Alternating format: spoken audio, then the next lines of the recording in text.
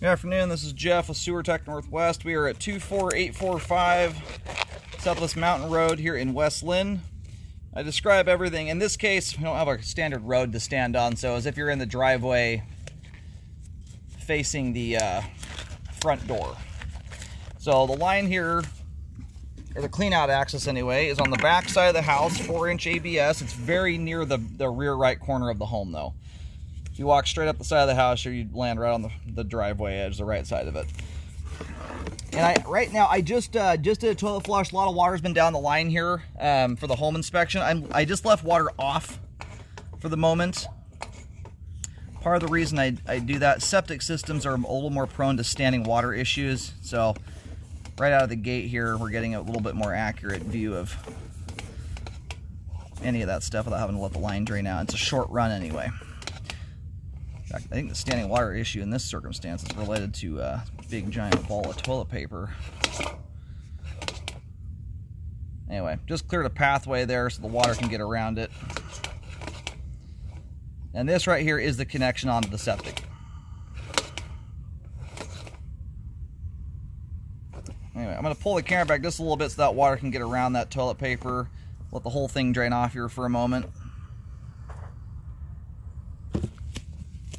Alright. Well, the standing water that was in the clean out when I first opened it up is now gone, so that is a good sign. Anyway, nice short run here. It's only about 9 feet to the tank. Or to the connection onto it anyway.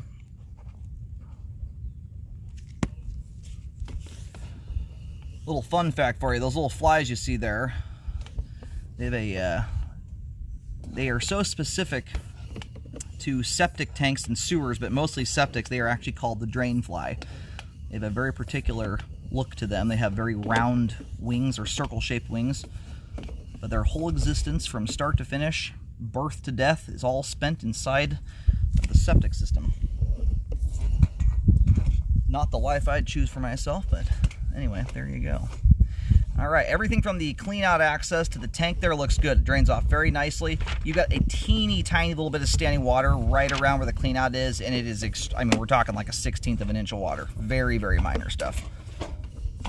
It's so minor that I don't put stuff like that on my report for over a 1/16 of an inch of water. It has no bearing on functionality at all. And so right here, right where the camera right now is going straight vertical. I've been in the crawl space, I've seen this piece of pipe, the configuration of it. Everything else from that point forward is all exposed piping in the crawl space. You can look at it just by walking in there.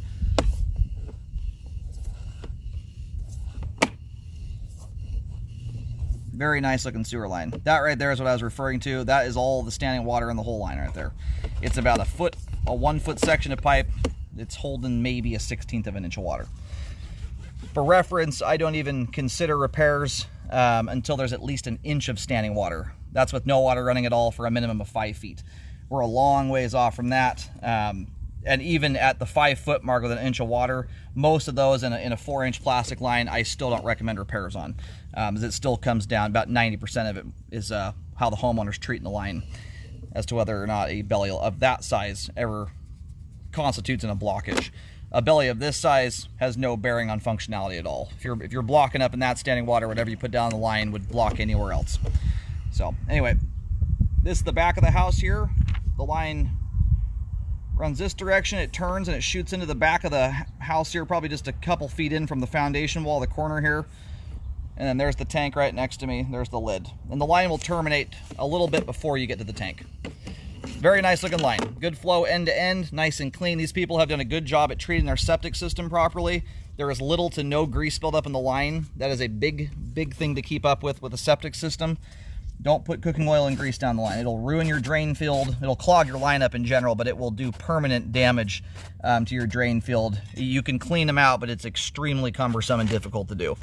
Most folks end up just swapping the whole drain field out, so you don't want that to happen.